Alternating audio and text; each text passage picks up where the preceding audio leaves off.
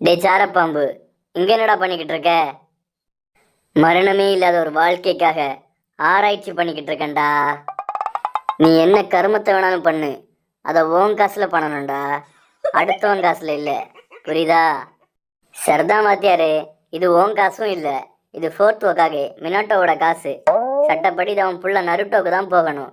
அவன்கிட்ட இருந்து மொத்தமா நீ கமத்திக்கிட்ட, அதுல இருந்து நான் கொஞ்சோண்டு எடுத்துக்கிட்டேன். இதுல என்ன தப்பு இருக்கு?